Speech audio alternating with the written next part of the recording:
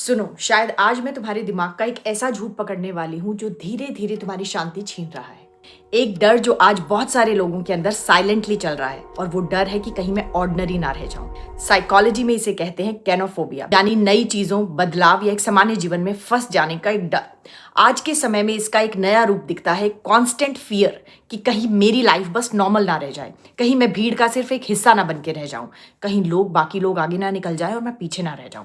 और यही डर हमें सारा दिन बहुत बेचैन करके रखता है, चाहे आपकी पर्सनल लाइफ हो, प्रोफेशनल लाइफ हो। हर जगह आपको लगता है मुझे दूसरों से आगे निकलना है, मुझे दूसरों से बेटर बनना है, मुझे आगे जाना है, मुझे समाज में अच्छा दिखना है, मुझे फ्रेंड सर्कल में वाव दिखना है, मुझे अलग दिखना है। अब एक रियलिटी चेक लेते हैं। एक ऐसी दुनिया में जी रहे हैं जहां हमें लोगों की सक्सेस दिखाई देती है, लेकिन उनकी स्ट्रगल दिखाई नहीं देती।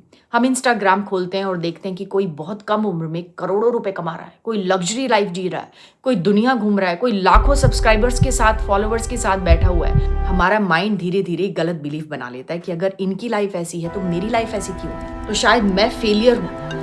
लेकिन सच क्या है? सोशल मीडिया रियलिटी का एक एडिटेड वर्जन है। एल्गोरिदम भी इसके लिए एक बहुत बड़ा रोल प्ले करता है। जो चीज ज्यादा अटेंशन लेती है, जो ज्यादा लोगों को रोकती है, एल्गोरिदम उसी को बार बार आपके सामने दिखाता है और उसको वायरल कर देता है।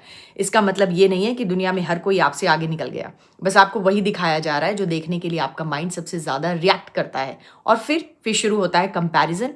उसके इतने सब्सक्राइबर्स कैसे हो गए, उसका चैनल कैसे ग्रो कर गया, उसकी रील्स कैसे वायरल हो गई, मैं ऐसा क्या करूं कि मैं बहुत जल्दी ग्रो कर जाऊं।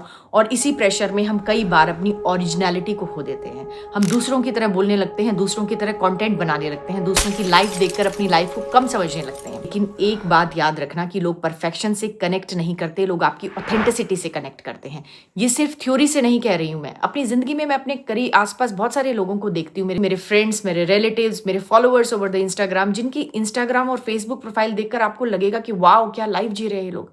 Party, travel, beautiful pictures, luxury moment, सब कुछ एकदम परफेक्ट। लेकिन जब वही लोगों के पास में मैं बैठती हूँ अकेले में, जब वो अपना दिल खोलते हैं, तो वही लोग आंसुओं के साथ बह जाते हैं कि मुझे क्लैरिटी चाहिए, मुझे कोई मेडिटेशन टेक्निक बताओ, मेरा माइंड सारा दिन चैटर बॉक्स की तरह बोलता है, मेरा माइंड में बहुत कियोस रहता है। और तब समझ आता है कि हम अक्सर लोगों की जिंदगी का वो हिस्सा देखते हैं जो वो दुनिया को दिखाना चाहते हैं, लेकिन वो हिस्सा नहीं देखते जो वो खुद अंदर से जी रहे होते हैं।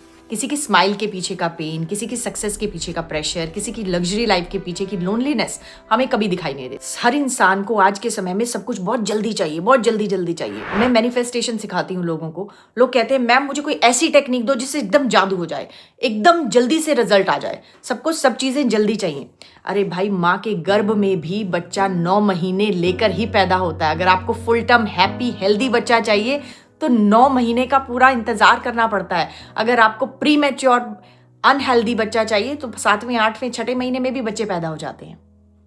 तो प्रकृति भी इतना, आपकी खुद की क्रिएशन जो है वो पूरे 9 महीने लेकर हुई है। तो आप इतनी जल्दबाजी में क्यों हैं कि आपको हर चीज का क्विक रिजल्ट चाहिए? तो अगर आप अपने जीवन में सफलता पाना चाहते हैं तो सफलता डिसिप्लिन, कंसिस्टेंसी के साथ आती है।